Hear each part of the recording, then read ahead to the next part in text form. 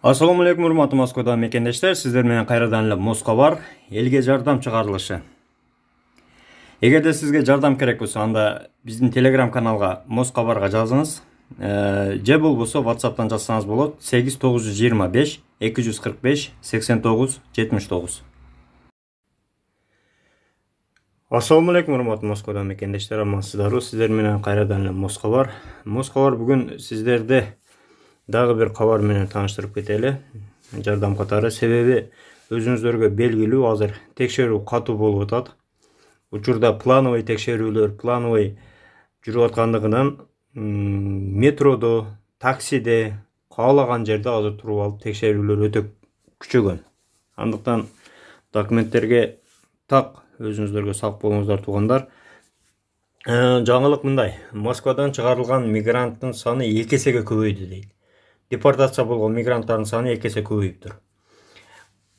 Бул кечеги жаңылык. 2022 жылы өлкөдөн чыгарылган мыйзамсыз мигранттардын саны көбөйгөнүнө карабастан, борбор кала үчүн, Москва үчүн мыйзамсыз миграцияга каршы туруу маселеси маанилүү бойдон калууда, деп билдирди Орусиянын Ички иштер министрлигинин Москва боюнча башкармалыгынын башчысы Олег Баранов.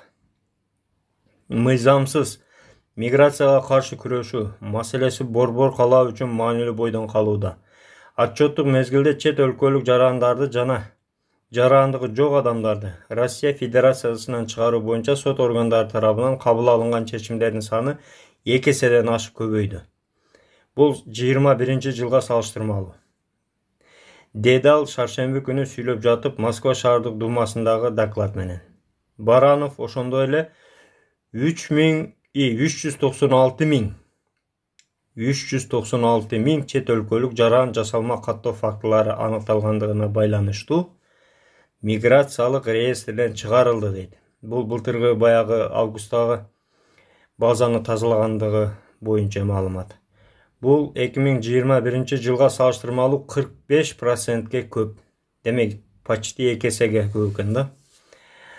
Анын айтымында Москвада чет элдик жумушчу күчүн мыйзамсыз пайдаланууда маанилүү маселе. Алсак өткөн жылы Россия Федерациясына мыйзамсыз эмгек ишмердүүлүгүнүн 7,5 миң фактысы жана чет элдик жарандардын эмгек ишмердүүлүгүнө тартуунун 9,5 миңден ашык фактылары аныкталган. Почти 10 миңге жакын фактылары мыйзамсыз ишмердүүлүк боюнча. Мындан тышкары Россия Федерациясынын кылмыш жаза кодексинин 322 беренеси бул мыйзамсыз миграцияны уюштуруу боюнча 106 кылмыш иши козголгон.